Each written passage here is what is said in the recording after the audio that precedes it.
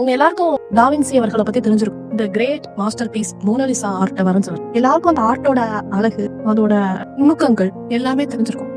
ஆனா அதுக்கு முன்னாடி, அந்த மாஸ்டர் பீஸ் வரையறதுக்கு முன்னாடி அவர் பட்ட கஷ்டங்கள், வலி, வேதனை இதெல்லாம் எத்தனை பேருக்கு தெரியும்? இதெல்லாம் அந்த மோனாலிசா ஆர்ட் வரையறதுக்கு முன்னாடி அவரோட 30s ஆஃப் ஏஜ்ல அவர் பட்டாத கஷ்டமே இல்ல.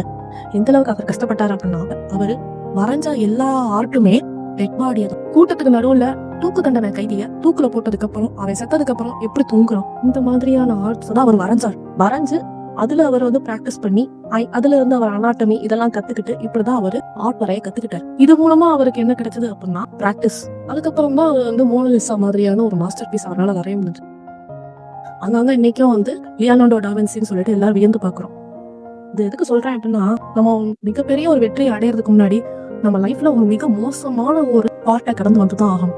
உங்க வாழ்க்கையிலேயே ரொம்ப மோசமான கட்டம் இதுதான் அப்படின்னு நீங்க நினைக்கிறீங்க அப்படின்னா, டாவின்சிக்கு கிடைச்ச மாதிரியான மிகப்பெரிய வெற்றி உங்க வாழ்க்கையில கிடைக்க போகுதுன்னு அர்த்தம்.